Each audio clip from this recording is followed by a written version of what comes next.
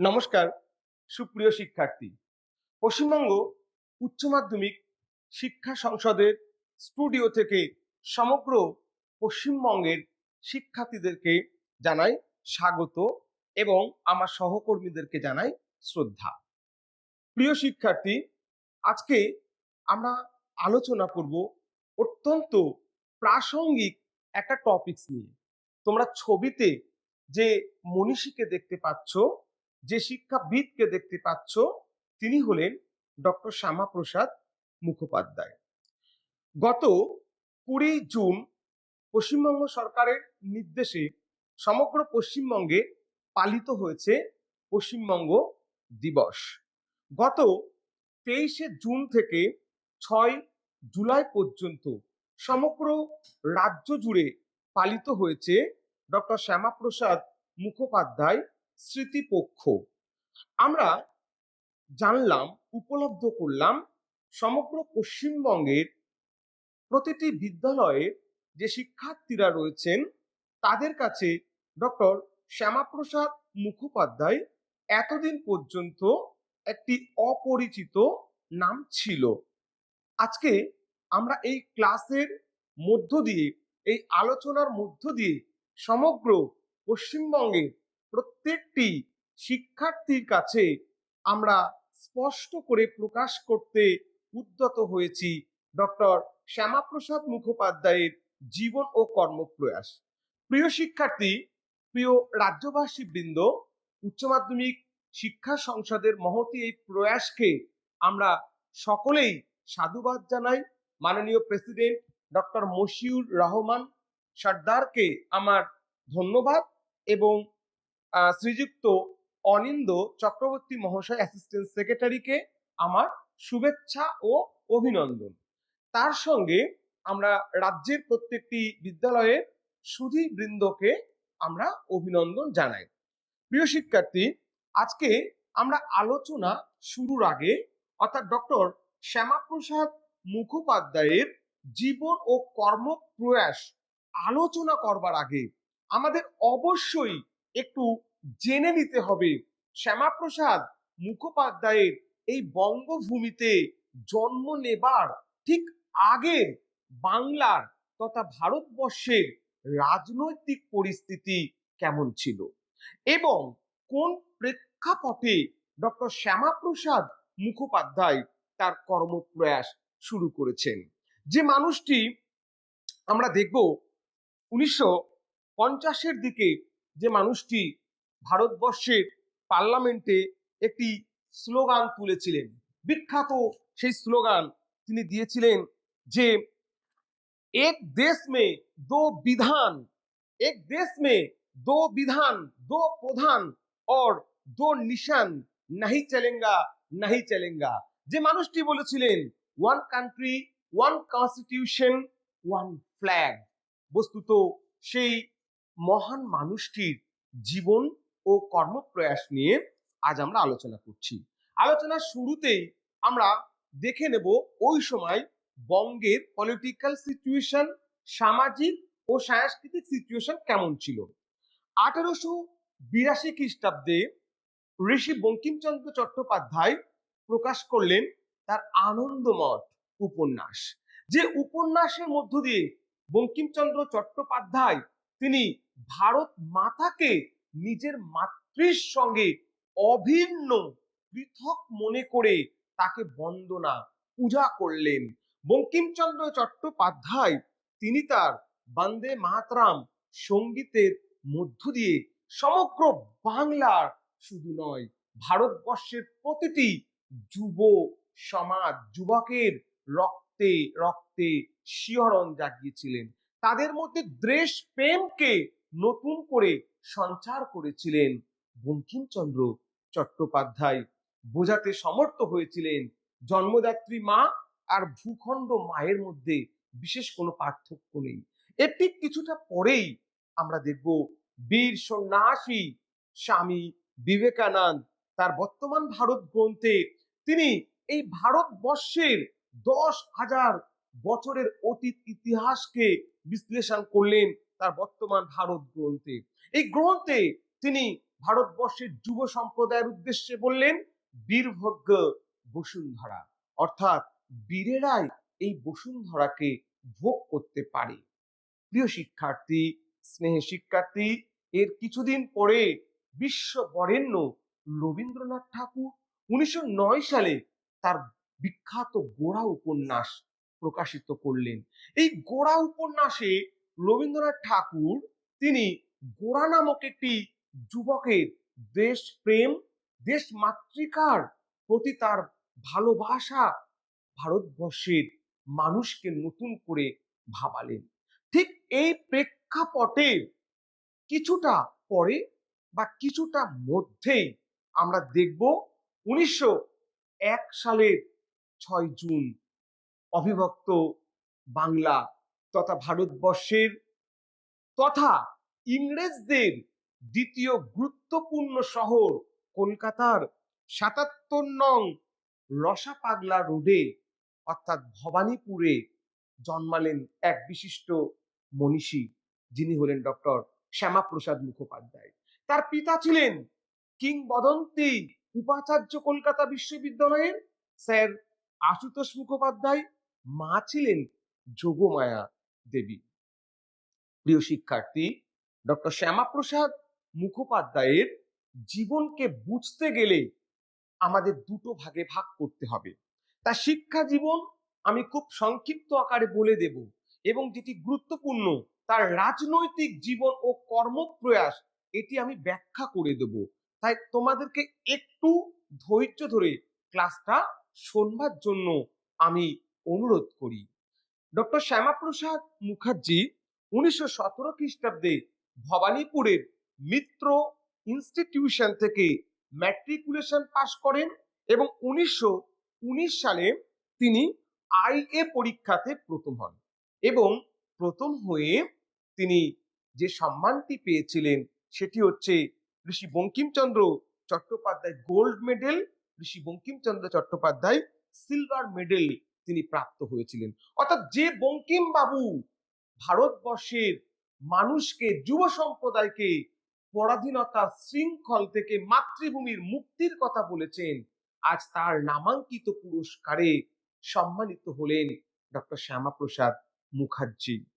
1921 খ্রিস্টাব্দে Presidency college থেকে doctor Shyamaprasad Mukhopadhyay ইংরেজিতে তিনি অনার্স পাশ করলেন, কিন্তু মজার বিষয় তিনি এমএ পড়লেন বা স্নাতকোত্তর ডিগ্রি প্রাপ্ত হলেন বাংলাতে। কেন বাংলাতে? এসো ছোট্ট একটি গল্প। ডক্টর আশুতোষ মুখোপাধ্যায় অর্থাৎ শ্যামাপ্রসাদের পিতা, তিনি ছিলেন কলকাতা বিশ্ববিদ্যালয়ের উপাচার্য। ওই সময় কলকাতা বিশ্ববিদ্যালয়ে বাংলা পঠন পাঠন শুরু হয়েছিল, কিন্তু ছাত্র ভর্তির ক্ষেত্রে বড় অভাব ছিল। কাজেই পিতা আশুতোষ মুখোপাধ্যায় তার নিজ পুত্র শ্যামাপ্রসাদকে উৎসাহিত করলেন বাংলা ভাষা নিয়ে পড়াশুনো করবার জন্য।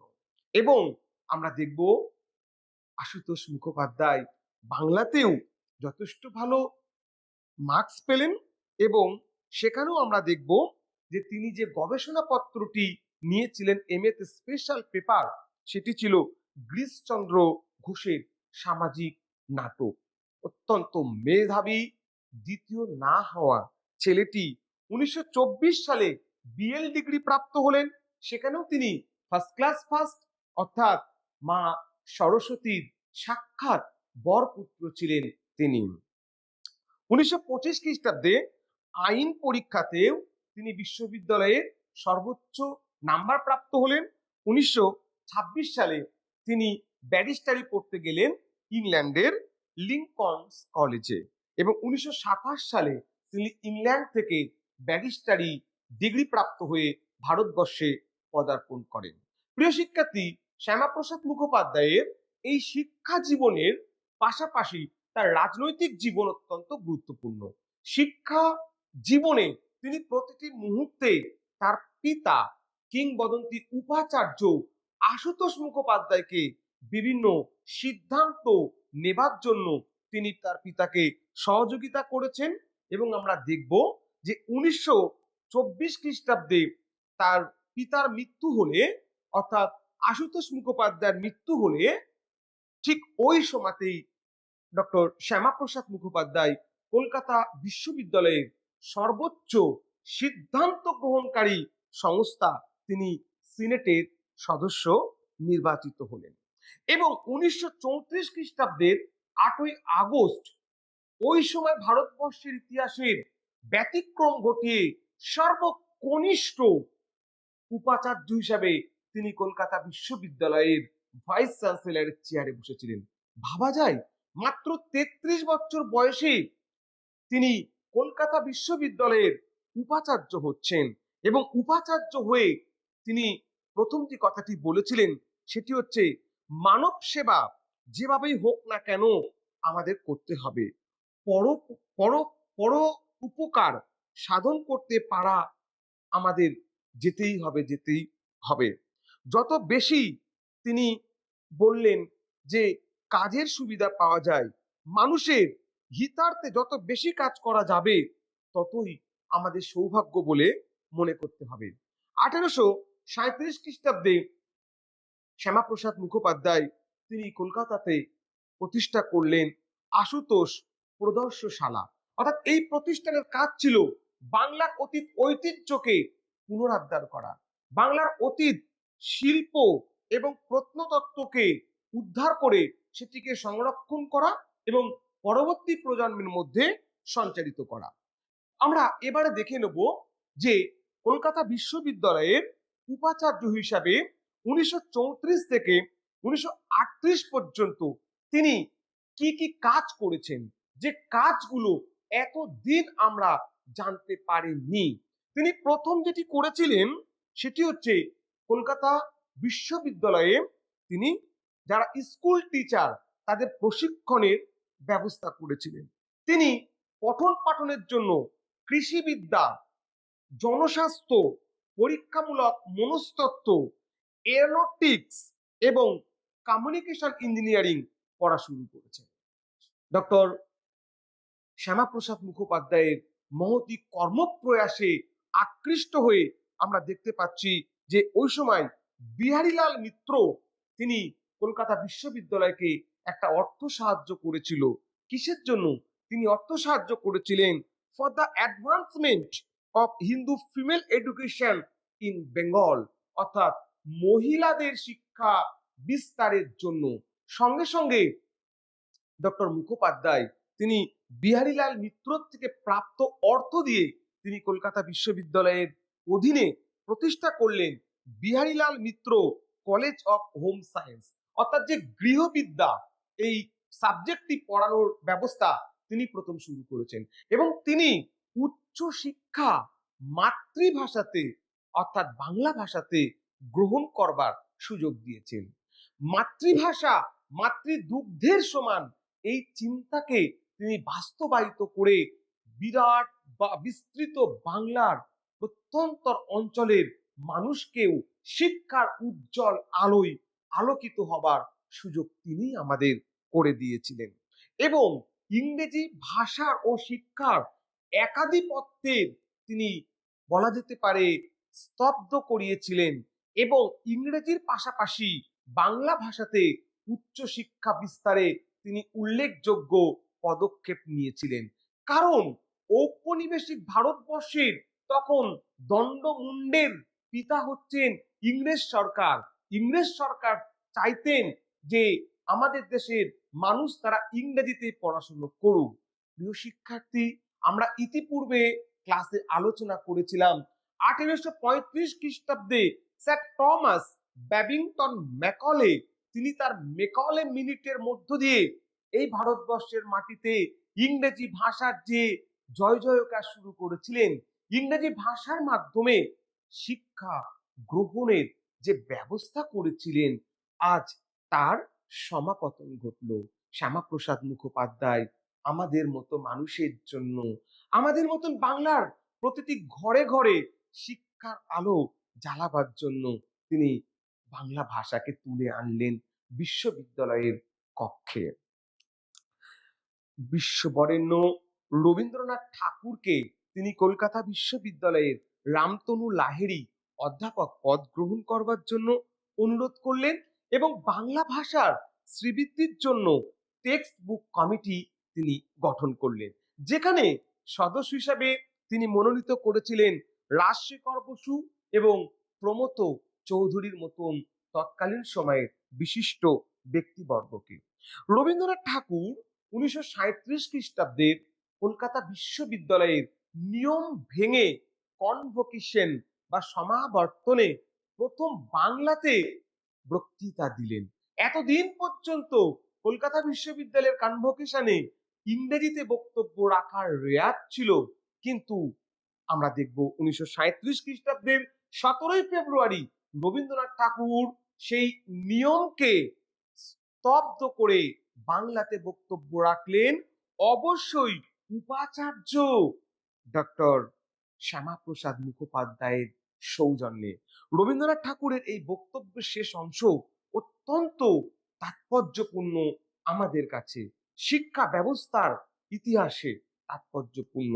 রবীন্দ্রনাথ ঠাকুর এই কনভোকেশনে উল্লেখ করেছিলেন বাংলাদেশে শিক্ষা জগতে ঋতু পরিবর্তন হয়েছে, ঋতু পরিবর্তন হয়েছে এবং তিনি বলছেন শ্যামাপ্রসাদ মুখোপাধ্যায় কলকাতা বিশ্ববিদ্যালয় নামক মহিরুহের শাখায় লেগেছে নবপল্লবের উৎসব।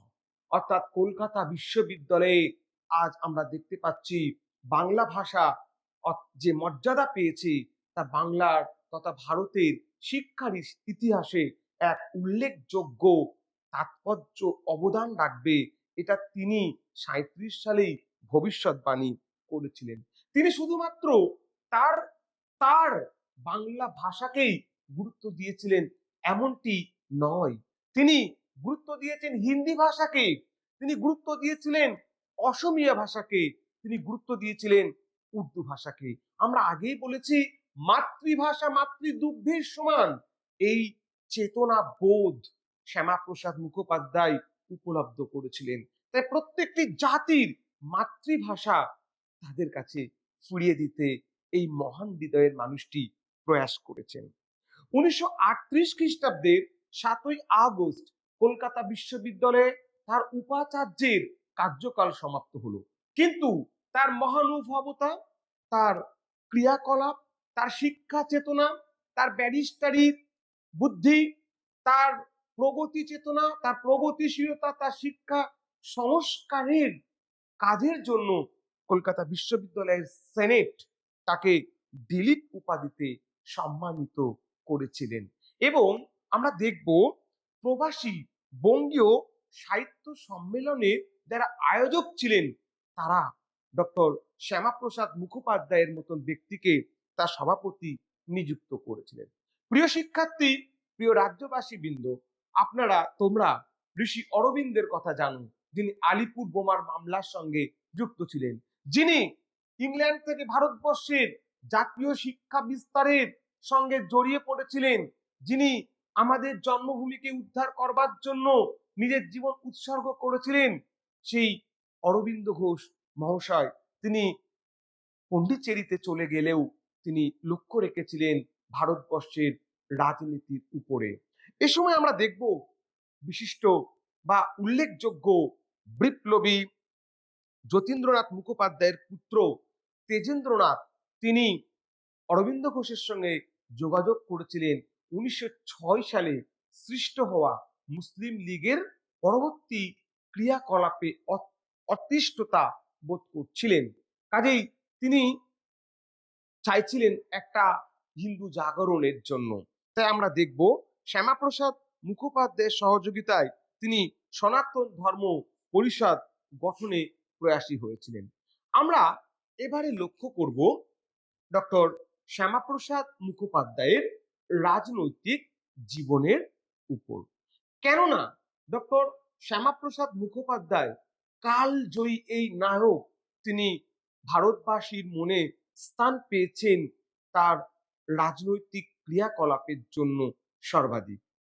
1929 সালে জাতীয় কংগ্রেসের টিকিটে তিনি প্রথম আমরা দেখতে পাচ্ছি পশ্চিমবঙ্গ, আজকের যেটা পশ্চিমবঙ্গ বিধানসভা, তখন সেটি ছিল অখণ্ড বাংলার বিধানসভা। এই অখণ্ড বাংলার বিধানসভাতে এবং বিধান পরিষদে তিনি কংগ্রেসের টিকিটে নির্বাচিত হয়েছিলেন। কিন্তু 1930 সালে বিধান পরিষদ ভেঙে গেলে আমরা দেখব যে তিনি অর্থাৎ ডক্টর শ্যামাপ্রসাদ মুখোপাধ্যায় পদত্যাগ করতে বাধ্য হন।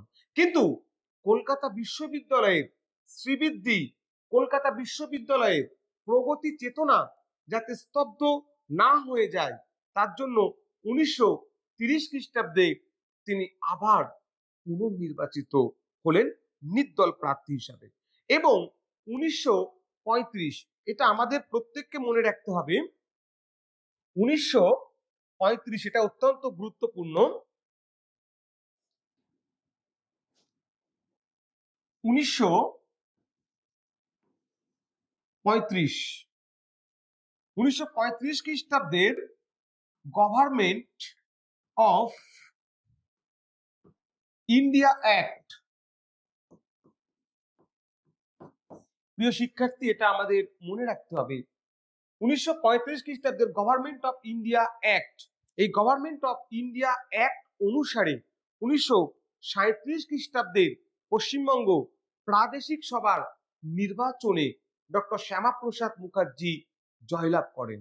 এবং 1935 সালের পর থেকে তার জীবনে একটা টার্ন আসে, তার জীবনে একটা পরিবর্তন আসে। কেন না, 1935-এর পরে 37 সালের নির্বাচনে তিনি জয়লাভ করার পরেই আমরা দেখব বিনায়ক দামোদর সাভারকারের সঙ্গে তার ঘনিষ্ঠতা ঘটে।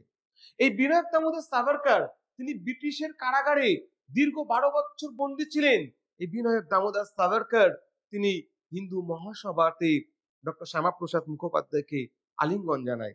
1939 খ্রিস্টাব্দে যে বছর নেতাজি সুভাষচন্দ্র বসু ফরওয়ার্ড ব্লক নামে নতুন একটি রাজনৈতিক দল প্রতিষ্ঠা করেন, ঠিক ওই বছরে আমরা দেখতে পাচ্ছি ডক্টর মুখোপাধ্যায় তিনি হিন্দু মহাসভাতে যোগদান করেন এবং কার্যকরী সভাপতি পদ অলংকৃত করেন।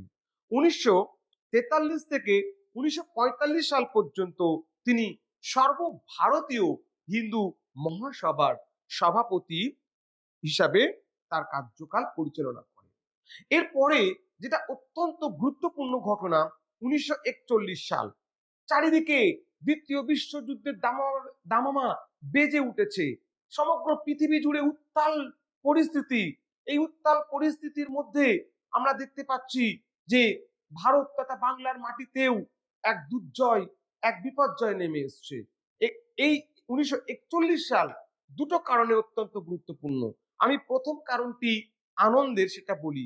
1941 সালে কবি কাজী নজরুল ইসলাম তিনি ডক্টর শ্যামাপ্রসাদের থেকে অনেক স্নেহ পেয়েছেন। 1941 সালে কবি যখন আর্থিকভাবে বিপর্যস্ত, তখন ডক্টর মুখোপাধ্যায় কবি নজরুল ইসলামকে আর্থিক সহযোগিতা করেছেন, তার পাশে থেকেছেন। তিনি কখনো সাম্প্রদায়িক দৃষ্টিতে তাকে দেখেননি, তিনি কবিকে শ্রদ্ধা জানিয়েছেন। এবং কবি নজরুল সাহেব অসুস্থ হয়ে পড়লে ডক্টর শ্যামাপ্রসাদ মুখোপাধ্যায়ের যে মধুপুরে তাদের বাড়ি ছিল, সেখানে তিনি কবি কাজী নজরুল ইসলামকে থাকবার ব্যবস্থা করে দিয়েছিলেন।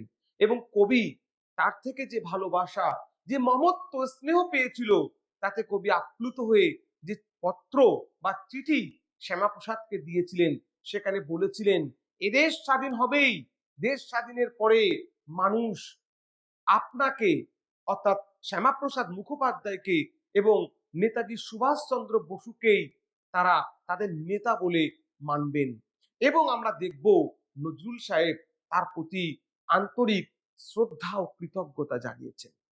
দ্বিতীয় বিষয় যেটা হচ্ছে, 1941 সাল আরেকটি কারণে গুরুত্বপূর্ণ, যেটি আমরা এখানে একটু উল্লেখ করে দিতে পারি। সেটি হচ্ছে 1941 সাল আরেকটি যে কারণে গুরুত্বপূর্ণ এখানে, সেটা হচ্ছে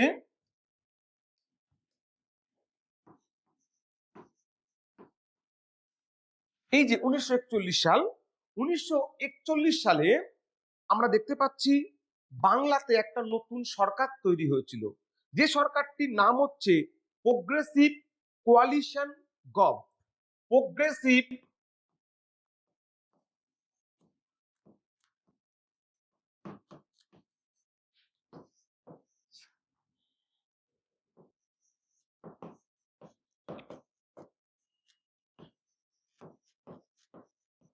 তাহলে প্রোগ্রেসিভ কোয়ালিশন গভর্নমেন্ট 1941 সালে বাংলাতে তৈরি হয়েছিল।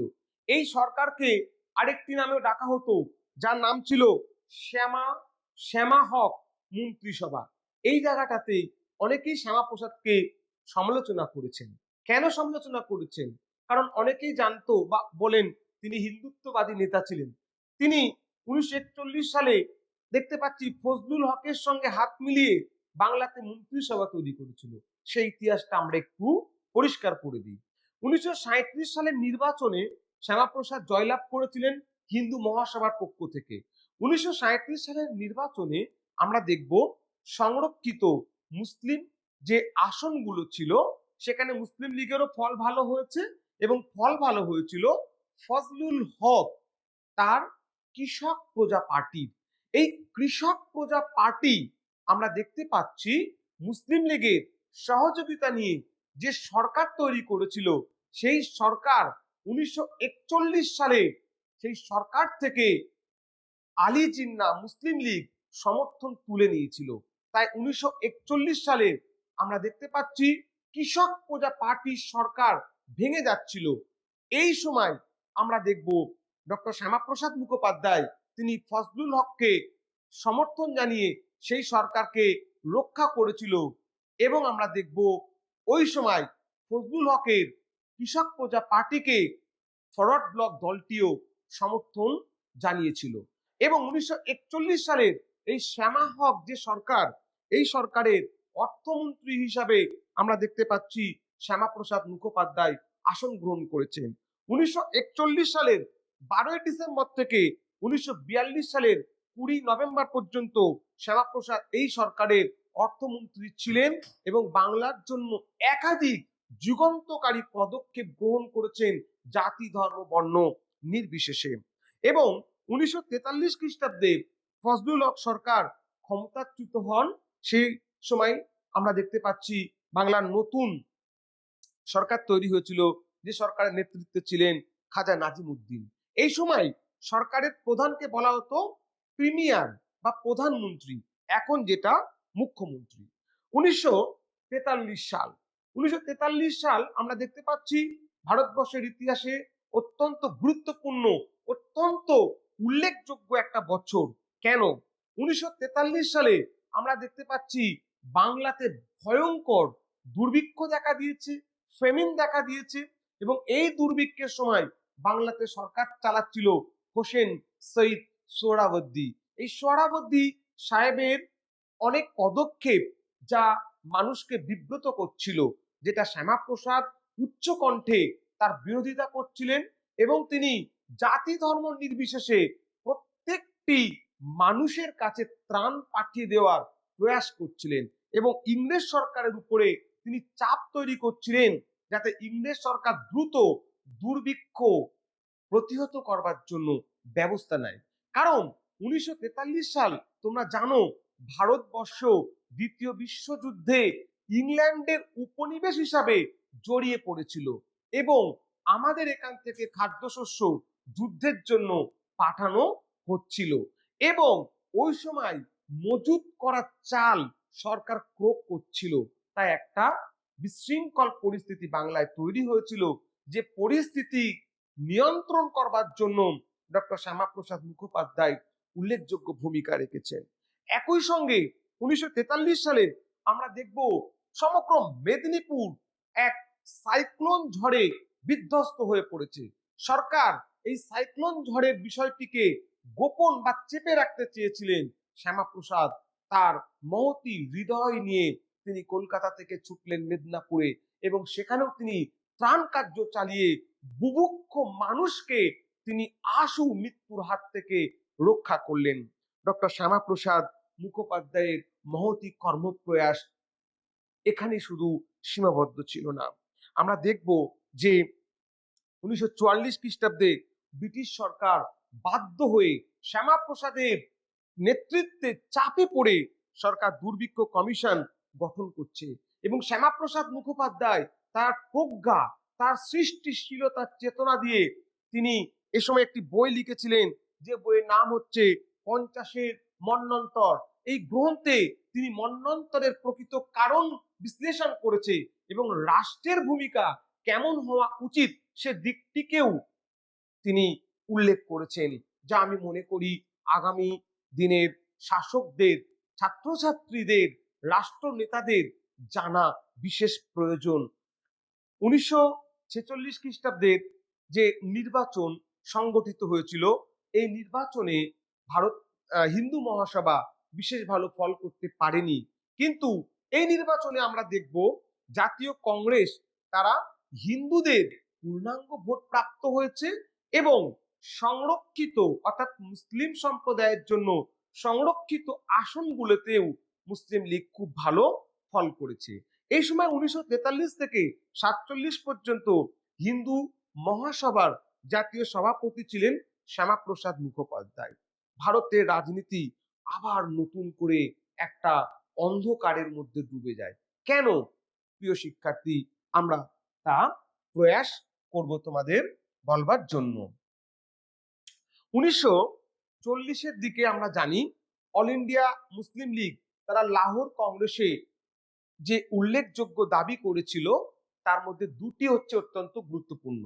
কি দাবি আমরা সেটা একটু চিত্রের আকারে তোমাদের বুঝিয়ে দিই ম্যাপের দ্বারা, তাহলে তোমাদের বুঝতে সুবিধা হবে।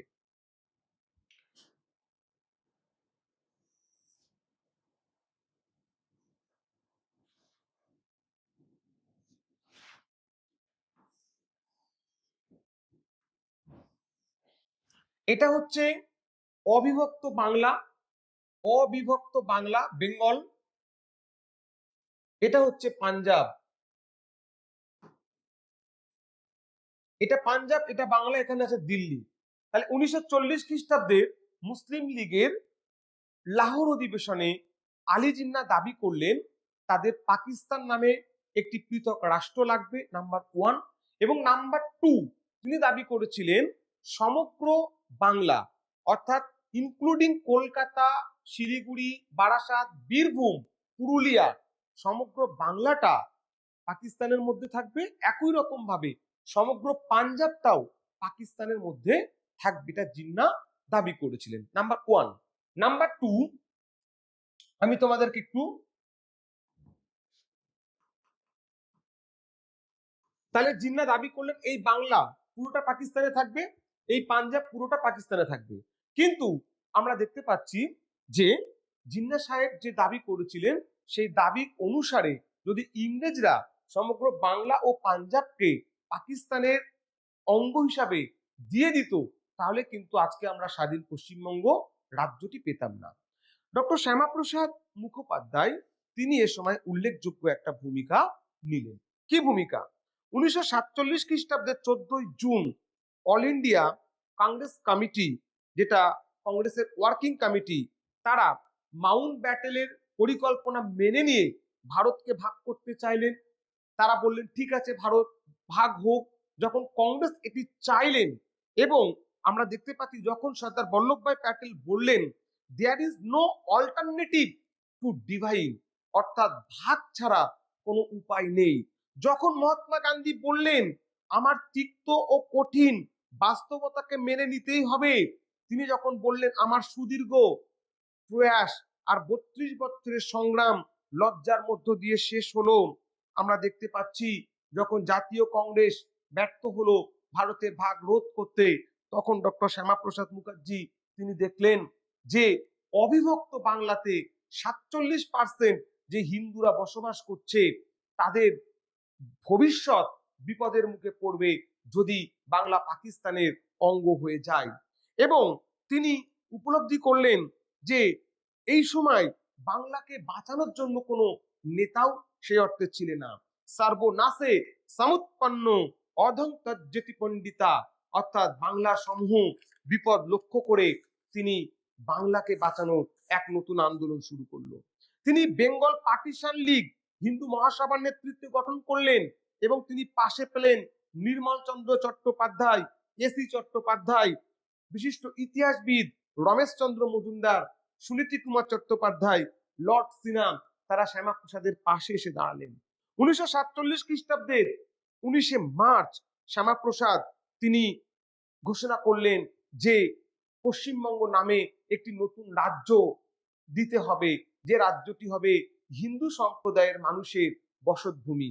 কেননা 1946 সালে যে ডাইরেক্ট অ্যাকশন 16 আগস্ট ঘটানো হয়েছিল, নোয়াখালীতে যে নির্যাতন হয়েছিল, বিহারে যে সমস্যা ঘটেছিল, যে নিরীহ মানুষের মৃত্যু ঘটেছিল, এগুলো থেকে তিনি শিক্ষা নিয়ে তিনি উপলব্ধি করেছিলেন বাংলা বিভাজন বিশেষ প্রয়োজন।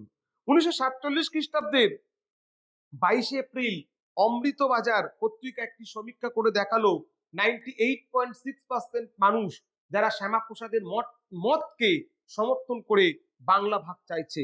অর্থাৎ শ্যামাপ্রসাদ বললেন, এই যে বাংলা তোমরা দেখছো, এই বাংলার এই দিকটা হচ্ছে পশ্চিমবঙ্গ, এই দিকটা পশ্চিমবঙ্গ, এটা পশ্চিমবঙ্গ, এটা হিন্দু প্রধান এবং এটা হচ্ছে মুসলিম প্রধান, অর্থাৎ এটা পাকিস্তানে যাবে, এটা ইন্ডিয়াতে থাকবে, এটা শ্যামাপ্রসাদ দাবি করছে। একইভাবে এটা পাঞ্জাবের এই দিকটা হচ্ছে শিখ প্রধান, পাঞ্জাবের এটা হচ্ছে শিখ জাতি প্রধান, তাহলে এটা ভারতে থাকবে, এবং এটা মুসলিম প্রধান, এটা পাকিস্তানে থাকবে।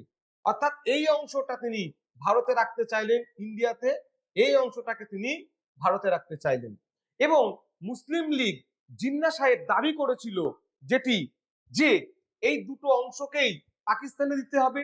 শুধু তা নয়, তার দ্বিতীয় দাবি ছিল যে এই পাঞ্জাব ও বাংলা দুটোকে কমিউনিকেট করবার জন্য, অর্থাৎ পূর্ব পাকিস্তান এবং পশ্চিম পাকিস্তানকে কমিউনিকেট করবার জন্য একটা 40 কিলোমিটারের রাস্তা ভারতের বুক চিরে দিতে হবে, যা শ্যামাপ্রসাদ মুখার্জি মেনে নিতে পারেননি। এবং আমরা দেখব শ্যামাপ্রসাদ মুখোপাধ্যায় তিনি লর্ড মাউন্ট ব্যাটেলের সঙ্গে 1947 খ্রিস্টাব্দের 23 এপ্রিল দেখা করলেন। তাকে তিনি বিবিধ দলিল, কাগজ, তথ্য দিয়ে বোঝালেন হিন্দুদের একটা হোমল্যান্ডের প্রয়োজন এবং সেটা পশ্চিমবঙ্গ নামক একটা নতুন রাজ্য প্রতিষ্ঠার মধ্য দিয়ে করা যেতে পারে। 1947 খ্রিস্টাব্দে শ্যামাপ্রসাদের আহ্বানে যদুনাথ সরকার এবং জাতীয় কংগ্রেস ও হিন্দু মহাসভা তারা যৌথভাবে একটি মিটিং এর আয়োজন করলেন। সেখানে বহু মানুষের আগমন ঘটলো এবং তারাও চাইলো যে বাংলা ভেঙে পশ্চিমবঙ্গ নামে একটা নতুন রাজ্য হোক, নতুবা হিন্দু সম্প্রদায়ের মানুষের জন্য হয়তো আগামী দিনে সমস্যা হতে পারে বলে তিনি উপলব্ধ করেছিলেন। এবং আমরা দেখব তিনি 76টি সভা খুব অল্প দিনের মধ্যে করেছেন। তার কর্মপ্রয়াস প্রসঙ্গে স্টেটম্যান পত্রিকা 24 এপ্রিল 1947 সালে লিখছেন, 10 সপ্তাহের মধ্যে বাংলা ভাগ করার আন্দোলন একটি ছোট্ট মেঘপুঞ্জ থেকে এক বিশাল ঝড়ের রূপ নিয়েছে। এ সময় যদিও শ্যামাপ্রসাদ মুখোপাধ্যায়ের বিপক্ষে বাংলার প্রিমিয়ার বা প্রধানমন্ত্রী হোসেন শহীদ সোহরাওয়ার্দী, শরৎচন্দ্র বসু এবং কিরণ শঙ্কর রায় তারা তার পথ আটকে ছিল।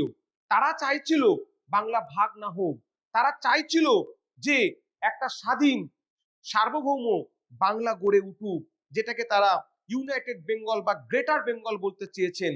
কিন্তু শ্যামাপ্রসাদ বুঝলেন এটি মুসলিম লীগের পাতা একটি ফাঁদ, এই ফাঁদে যদি বাঙালিরা পা দেয় তাহলে আগামী দিনে তাদের সমূহ বিপদ এবং তাদের ভাগ্যাকাশে এক বড় দুর্বিপাক অপেক্ষা করছে।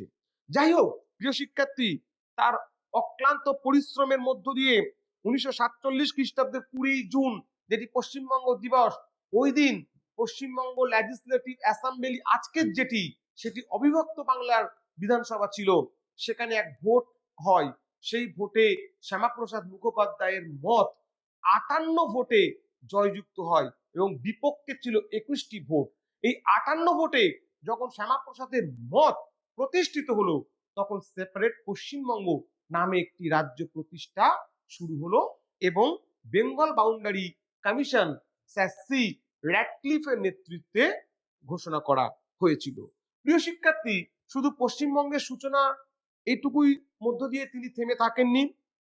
আমরা দেখতে পাচ্ছি 1947 খ্রিস্টাব্দের 15ই আগস্ট যখন ভারতবর্ষের নতুন মন্ত্রিসভা গঠিত হলো জওহরলাল নেহরুর নেতৃত্বে, এই মন্ত্রিসভার প্রথম শিল্প ও সরবরাহ মন্ত্রী ছিলেন ডক্টর শ্যামাপ্রসাদ মুখার্জি। তিনি শিল্পমন্ত্রী হয়ে যে উল্লেখযোগ্য কাজগুলো করেছিল তার সুফল আজকেও সমগ্র ভারতবর্ষের মানুষ উপভোগ করছে। কি করেছিলেন? তিনি প্রথম ফার্স্ট ইন্ডাস্ট্রিয়াল পলিসি গঠন করেছে, যেখানে তিনি মিশ্র অর্থনীতির উপরে জোর দিয়েছে। পঞ্চবার্ষিকী পরিকল্পনার মধ্য দিয়ে ভারতবর্ষে তিনি ভারী শিল্প প্রতিষ্ঠায় জোর দিয়েছে। তিনি তৈরি করেছিলেন চিত্তরঞ্জন রেলওয়ে ইঞ্জিন কারখানা, তৈরি করেছেন সিন্ধ্রি সার কারখানা, হিন্দুস্তান এয়ারক্রাফট এবং ভাকরানাঙ্গাল বাঁধ প্রকল্প তার হাত দিয়ে তৈরি হয়েছে। তিনি করেছেন khadi and village industries board, এগুলো তার মহান কীর্তি। আজকে যে আইআইটি খড়গপুর বা IIWSBM এর মতন প্রতিষ্ঠান ডক্টর শ্যামাপ্রসাদ মুখোপাধ্যায়ের মস্তিষ্ক প্রসূত। অর্থাৎ তিনি তার কর্মপ্রয়াসকে শিক্ষা, সংস্কৃতি, ধর্ম, ঐতিহ্য সব দিকে পরিব্যাপ্ত করেছেন। তিনি অন্য ধর্মের প্রতিও ছিলেন উদার ও সহনশীল। 1947 খ্রিস্টাব্দে তিনি বৌদ্ধ ধর্মের প্রতিষ্ঠান মহাবোধি সোসাইটির সভাপতি নির্বাচিত হয়েছেন। শুধু পদ অলংকৃত নয়, সভাপতি হয়ে তিনি ইংল্যান্ড থেকে গৌতম বুদ্ধের প্রিয় দুই শিষ্য সারিপুত্র এবং মোদ্গল্লায়নের যে পবিত্র সমাধি ইংল্যান্ডে ছিল সেটি তিনি দেশে ফিরিয়ে আনেন এবং সাঁচিতে তিনি প্যাগোডা তৈরি করে সেখানে তা সংরক্ষণ করেছে। তিনি দক্ষিণ পূর্ব এশিয়ার যে দেশগুলো ছিল, এই দক্ষিণ পূর্ব এশিয়ার যে দেশগুলিতে বুদ্ধিজম ছিল, এই দক্ষিণ পূর্ব এশিয়ার দেশগুলির সঙ্গে সুসম্পর্ক বৃদ্ধি করে ভারতের মিত্র দেশের সংখ্যা বৃদ্ধি করেছিলেন এবং তিনি বৌদ্ধ ধর্মকে শ্রদ্ধা করে বৌদ্ধ ধর্মের হাত ধরেই তার এই প্রয়াস সুসম্পন্ন হয়েছে। 1948 খ্রিস্টাব্দের 30শে জানুয়ারি মহাত্মা গান্ধীর যখন হত্যা হলো, তখন হিন্দু মহাসভা এবং রাষ্ট্রীয় স্বয়ংসেবক সংঘকে নিষিদ্ধ ঘোষণা করেছিলেন তৎকালীন ভারতবর্ষের স্বরাষ্ট্রমন্ত্রী সর্দার বল্লভভাই প্যাটেল। এবং আমরা দেখব 1948 খ্রিস্টাব্দের 10ই সেপ্টেম্বর হিন্দু মহাসভার একজন সদস্য ও মহাত্মা গান্ধীর হত্যাকে কেন্দ্র করে যে বিতর্কের সৃষ্টি হয়েছিল, এর ফলে হিন্দু মহাসভার সাবস্ক্রিপশন ড্রাইভ থেকে তাকে বহিষ্কার করা হয়েছিল। আমরা দেখতে পাচ্ছি যে ডক্টর শ্যামাপ্রসাদ মুখোপাধ্যায় তিনি ক্ষমতা লোভী ছিলেন না, তিনি ছিলেন ত্যাগী। ডক্টর শ্যামাপ্রসাদ মুখোপাধ্যায় তিনি শুধু শিক্ষাবিদ ছিলেন না, তিনি ছিলেন শিক্ষা সংস্কারক। ডক্টর শ্যামাপ্রসাদ মুখোপাধ্যায় তিনি একটা যুগ, তিনি একটা শতাব্দী এবং তিনি 1950 খ্রিস্টাব্দের 8ই এপ্রিল ভারতবর্ষের প্রথম প্রধানমন্ত্রী পণ্ডিত জওহরলাল নেহেরু এগেনস্টে এক বিরাট আক্রমণ তিনি শানালেন। কেন? 1950 খ্রিস্টাব্দের 8ই এপ্রিল ভারতবর্ষের প্রধানমন্ত্রী রূপে জওহরলাল নেহেরু এবং পাকিস্তানের প্রধানমন্ত্রী লিয়াকত আলীর মধ্যে একটা চুক্তি হয়, যা দিল্লি চুক্তি নামে পরিচিত। এই চুক্তির উদ্দেশ্য ছিল দুই দেশের সংখ্যালঘু উদ্বাস্তু মানুষদের জীবন সুরক্ষা করা, সম্পত্তিকে রক্ষা করা। কিন্তু এই চুক্তির শর্তগুলো শ্যামাপ্রসাদ মুখোপাধ্যায় দেখলেন যে এই চুক্তির শর্তগুলোর মধ্য দিয়ে দুদেশের সংখ্যালঘু মানুষের যন্ত্রণার ব্যথার কোনো সমাধান হবে না। তিনি মনে করেছিলেন এই চুক্তিটি অনর্থক। এই বিতর্ককে কেন্দ্র করে 1950 খ্রিস্টাব্দে তিনি অবলীলায় নেহেরুর মন্ত্রিসভা থেকে তিনি পদত্যাগ করলেন এবং 1951 খ্রিস্টাব্দের অক্টোবর মাসে ডক্টর শ্যামাপ্রসাদ মুখোপাধ্যায় প্রতিষ্ঠা করলেন ভারতীয় জনসংঘ, যেটি বর্তমানে ভারতীয় জনতা পার্টি নামে সমগ্র ভারতবর্ষের প্রায় 20টির অধিক রাজ্যে পরিব্যাপ্ত শাসন পরিচালনা করছে। এই দলটির সূচনাও তিনি করেছিলেন 1951 সালের অক্টোবর মাসে। এই দলটির সূচনা পর্বে নাম ছিল ভারতীয় জনসংঘ। 1952 খ্রিস্টাব্দের সাধারণ নির্বাচনে আমরা দেখতে পাবো ডক্টর শ্যামাপ্রসাদ মুখোপাধ্যায় লোকসভাতে বিরোধী দলনেতার আসন গ্রহণ করেছিলেন এবং বিরোধী দলনেতা হিসাবে তিনি কনস্ট্রাকটিভ গঠনমূলক সরকারের সমালোচনা করে আমরা দেখতে পাচ্ছি সরকারকে বিভিন্ন বিষয়ে সিদ্ধান্ত পরিবর্তনে ভাবান্বিত করেছিলেন। প্রিয় শিক্ষার্থী, আমরা আলোচনার অন্তিম লগ্নে আলোচনা করব অত্যন্ত গুরুত্বপূর্ণ ও তাৎপর্যপূর্ণ বিষয় যা আজকেও ভারতবর্ষের ইতিহাসকে প্রভাবিত করছে। তা হচ্ছে জম্মু ও কাশ্মীরের আর্টিকেল 370 এবং শ্যামাপ্রসাদ মুখোপাধ্যায়ের মৃত্যু। শিক্ষার্থী, প্রিয় রাজ্যবাসী বৃন্দ, সুধীজন, আমাদের আলোচনা শেষ পর্বে আমরা বলবো যে 1947 সালে যখন আমাদের দেশ স্বাধীনতার উপকণ্ঠে দাঁড়িয়ে আছে, এ সময় আমাদের দেশে প্রিন্সলি স্টেটের সংখ্যা ছিল 601। প্রিন্সলি স্টেট বা আমরা বলতে পারি যে ওই সময় ভারতবর্ষের বিভিন্ন প্রান্তে কিছু কিছু ছোট ছোট রাজ্য ছিল, যে রাজ্যগুলো সেই রাজ্যের রাজাদের দ্বারা শাসিত হতো। এগুলোকে বলা হতো প্রিন্সলি স্টেট। ঠিক এরকমই একটি প্রিন্সলি স্টেট ছিল জম্মু ও কাশ্মীর। 1947 খ্রিস্টাব্দের 14 July the Indian independence act 1947 এর যখন ঘোষণা করা হলো, লর্ড মাউন্ট ব্যাটেল যখন দ্য ইন্ডিয়ান ইন্ডিপেন্ডেন্স অ্যাক্ট 1947 ঘোষণা করলেন, তখন তিনি বললেন এই যে দেশীয় রাজ্যগুলি রয়েছে তারা হয় পাকিস্তানে যোগ দেবে, নতুবা তারা ভারতবর্ষে যোগ দেবে, নতুবা আইদার তারা ইন্ডিপেন্ডেন্ট বা স্বাধীন অস্তিত্ব বজায় রাখতে পারবে। কাশ্মীরের রাজা মহারাজ হরি সিং তিনি প্রথমে ঠিক করলেন তিনি ভারত ও পাকিস্তান কোনো পক্ষে যোগ না দিয়ে তার স্বাধীন অস্তিত্ব বজায় রাখবেন। এবং আমরা দেখব 1947 খ্রিস্টাব্দের 22 অক্টোবর পাকিস্তানি হানাদার বাহিনী তারা অতর্কিতে কাশ্মীর আক্রমণ করে।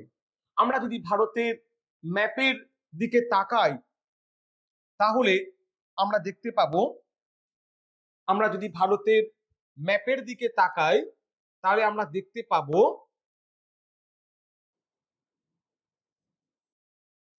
ঠিক এই যে কাশ্মীর, এই কাশ্মীরের এই অংশটা, এদিকে আছে পাকিস্তান,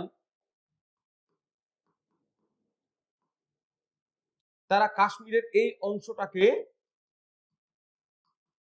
অ্যাটাক করেছে। এটাকে আমরা দেখতে পাচ্ছি যেটাকে এখন বলা হয় পিওকে বা পাকিস্তান অকুপাইড কাশ্মীর, বা আমরা যেটাকে বলতে পারি আজাদ কাশ্মীর। এবং কাশ্মীরের রাজধানী শ্রীনগরের প্রায় 30 থেকে 35 কিলোমিটারের মধ্যে পাক হানাদার বাহিনী পৌঁছে গেছে, তারা সমগ্র কাশ্মীর দখল করে নেবে। এ সময় আমরা দেখতে পাচ্ছি যে কাশ্মীরের মহারাজা হরি সিং তিনি ভারত সরকারের সাহায্য চাইলেন, কিন্তু ভারত সরকার তো ওভাবে সাহায্য করতে পারে না, কারণ তখনো পর্যন্ত কাশ্মীর ভারতের বাইরে ছিল। তাই ভারতের স্বরাষ্ট্রমন্ত্রী সর্দার বল্লভভাই প্যাটেল হরি সিংকে জানালো যে আপনি যদি ইনস্ট্রুমেন্ট অফ অ্যাকসিশন নামক যে দলিল, ভারত ভুক্তির দলিলে যদি আপনি স্বাক্ষর করেন তবেই ভারত সেখানে ইন্টারফেয়ার বা হস্তক্ষেপ করতে পারে। আমরা দেখতে পাচ্ছি যে 26/10/1947 মহারাজ হরি সিং দিল্লি এসে ভারত ভুক্তির দলিলে দ্য অ্যাকসেশন অফ ইনস্ট্রুমেন্টে স্বাক্ষর করে। তারপরেই প্রায় 100 প্লেনে ভারতীয় সেনা কাশ্মীরে ঝাঁপিয়ে পড়ে এবং সেখান থেকে পাকিস্তানি হানাদার বাহিনীদের বিতাড়িত করে কাশ্মীরকে উদ্ধার করার প্রয়াস করে। এ সময় আমরা দেখতে পাচ্ছি মিস্টার জওহরলাল নেহেরু তিনি মাউন্ট ব্যাটেলের পরামর্শে বিষয়টির সমাধান না করে চলে গেলেন সম্মিলিত জাতিপুঞ্জে, ইউনাইটেড নেশনস অফ অর্গানাইজেশনের সিকিউরিটি কাউন্সিলে নেহরুজি তিনি এই বিষয়টি উত্থাপন করেছিলেন। অর্থাৎ যে সমস্যাটি দুটো দেশের মধ্যে ছিল, নেহরু সাহেব সেটি সম্মিলিত জাতিপুঞ্জে জানানোর পরে সমস্যাটি আন্তর্জাতিক হয়ে গেল। এর ফলে পরিস্থিতি একটু জটিল হয়ে উঠল। 1953 খ্রিস্টাব্দে আমরা দেখব কাশ্মীরে সরকার গঠন করেছে ন্যাশনাল কনফারেন্স দলের নেতা শেখ আব্দুল্লাহ, এবং এই ন্যাশনাল কনফারেন্স দলের নেতা শেখ আব্দুল্লাহর সঙ্গে জওহরলাল নেহরুর খুব ঘনিষ্ঠতা ছিল। আমরা দেখব যে 1953 খ্রিস্টাব্দে নেহেরু সাহেব ভারতীয় পার্লামেন্টে একটি আইন পাশ করলেন, যার নাম আর্টিকেল 370 বা আর্টিকেল 370। এই আর্টিকেলের মধ্য দিয়ে কাশ্মীরকে বিশেষ রাজ্যের মর্যাদা দেওয়া হয়েছে এবং আমরা দেখব যে এর ফলে কাশ্মীর একটা স্বয়ংসম্পূর্ণ রাজ্যে পরিণত হয়েছে, যে রাজ্যে কোনো ভারতীয়কে প্রবেশ করতে গেলে পারমিট লাগবে, অনুমতি নিতে হবে এবং কাশ্মীরের পৃথক পতাকা থাকবে, কাশ্মীরের পৃথক সংবিধান থাকবে এবং আমরা দেখতে পাচ্ছি যে এক দেশের দুই শাসক তৈরি হয়ে যাচ্ছে এবং মহারাজ হরি সিং এর পুত্র করণ সিংকে শেখ আব্দুল্লাহ সাদর ই রিয়াসাত পোস্টে নিয়োজিত করেছিলেন। এই পোস্টটা অনেকটা রাষ্ট্রপতির মতন। এই সময় দেখতে পাচ্ছি দূরদৃষ্টি সম্পন্ন রাষ্ট্র নেতা শ্যামাপ্রসাদ মুখার্জি উপলব্ধি করলেন এই 370 বা আর্টিকেল 370 এটা ভারতবর্ষের সার্বভৌমের পক্ষে বিপজ্জনক। আগামী দিনে ভারতবর্ষের অস্তিত্ব, ভারতবর্ষের ঐক্য অখণ্ডতা রক্ষার পথে এটি একটি ভুল পদক্ষেপ। তিনি ভারতের পার্লামেন্টে নেহরুজির বিরুদ্ধে সোচ্চার হলেন। তিনি উচ্চকণ্ঠে বললেন, এক দেশ में दो विधान दो प्रधान और दो निशान नहीं चलेगा नहीं चलेगा। তিনি বললেন এক দেশে দুটো প্রধান, এক দেশের দুটো প্রধানমন্ত্রী, এক দেশের দুটো পতাকা, এক দেশের দুটো সংবিধান, এই একের মধ্যে দুই, এটা ভারতের জন্য ভালো হতে পারে না। তিনি বললেন one country one constitution one flag, এক দেশ এক সংবিধান এক পতাকা, এবং তিনি এক বিরাট আন্দোলন গড়ে তুলল। আমরা দেখতে পাচ্ছি 1953 খ্রিস্টাব্দের 11ই মে তিনি কাশ্মীরের প্রবেশ করার চেষ্টা করলেন উইদাউট পারমিট, অর্থাৎ এই ভঙ্গু হাস্যকর অনুমতি না নিয়ে বিরোধী দলনেতা হিসাবে তিনি কাশ্মীরে প্রবেশ করতে গেলেন। তার সঙ্গে ছিলেন বিশিষ্ট আয়ুর্বেদিক চিকিৎসক গুরুদত্ত বেদ এবং সহযোগী টেকচাঁদ। যাই হোক, কাশ্মীর পুলিশের পক্ষ থেকে ক্যাপ্টেন আজিজ তাকে গ্রেপ্তার করলেন এবং ডাল লেক থেকে 15 কিলোমিটার দূরে এক নির্জন কুঠিরে তাকে বন্দি রাখা হয়। তার জীবনের শেষ 40 দিন এই কুঠিরেই কেটেছেন। এখানে তিনি অসুস্থ হয়ে পড়লে ডক্টর আলী মোহাম্মদ তার চিকিৎসা শুরু করেন এবং তার চিকিৎসা নিয়ে অনেক বিতর্ক রয়েছে। অনেকেই বলছেন স্টেপটোমাইসিন জাতীয় ওষুধ তার না প্রয়োগ করলে হয়তো ভালো হতো। এই অন্তিম কালে 1953 খ্রিস্টাব্দের 23শে জুন ভোর 3:40 এই মহামানবের, এই বিশিষ্ট ব্যক্তির জীবনের শেষ নিঃশ্বাস ত্যাগ হয়েছে কাশ্মীরি পুলিশের হেফাজতে। তার মৃত্যু ভারতবর্ষের মানুষ মেনে নিতে পারেনি। তার মৃত্যু স্তব্ধ করে দিয়েছিল সেদিন ভারতবর্ষের শিল্প, অফিস, ট্রাম, রেল, স্থল, নৌ যোগাযোগ ব্যবস্থাতে। সমগ্র ভারতবর্ষের মানুষ তারা চোখের জলে শ্রদ্ধা জানিয়েছেন এই কিংবদন্তি রাষ্ট্রনেতাকে। আমরা দেখব তার মৃত্যু আজও বিতর্কিত। তার মৃত্যুর পরে সেভাবে কোনো ইনভেস্টিগেশন কমিটি গঠন করা হয়নি। তার বৃদ্ধা মা যোগমায়া দেবী তিনি চোখের জলে নেহেরুর কাছে বিচার প্রার্থনা করেছিলেন এবং তিনি বলা যেতে পারে কোনো না কোনোভাবে তার পুত্রের অর্থাৎ যোগমায়া দেবীর পুত্রের মৃত্যুর জন্য তিনি কাশ্মীর সরকার ও নেহেরুজির উপরেই আক্ষেপ ও ক্ষোভ প্রকাশ করেছিলেন। প্রিয় শিক্ষার্থী, তার মৃত্যু আমাদের সমগ্র ভারতবর্ষের কাছে এক অপূরণীয় ক্ষতি। যাই হোক, আমরা যে মহান দেশপ্রেমিক রাষ্ট্রনেতার জীবন আজ আলোচনা করলাম, এটি আমাদের শিক্ষা ক্ষেত্রে কাজে লাগাতে হবে, যাতে তার জীবন থেকে আমরা শিক্ষা গ্রহণ করে আগামী দিনে সুন্দর একটি ভারত তথা সুন্দর একটি বাংলা গড়ে তুলতে পারি, সে চিন্তায় আমাদের করতে হবে এবং তার জীবন থেকে আমাদের বিবিধ বিষয়ে শিক্ষা গ্রহণ করতে হবে, যা আমাদেরকে সমৃদ্ধ করবে, দেশকে আরো আগিয়ে নিয়ে যাবে। নমস্কার প্রিয় শিক্ষার্থী, সকলে ভালো থেকো, মন দিয়ে পড়াশুনো করো। আমার শুভেচ্ছা ও শুভকামনা প্রতিটি শিক্ষার্থী ও প্রতিটি রাজ্যের মানুষের জন্য রইল। নমস্কার।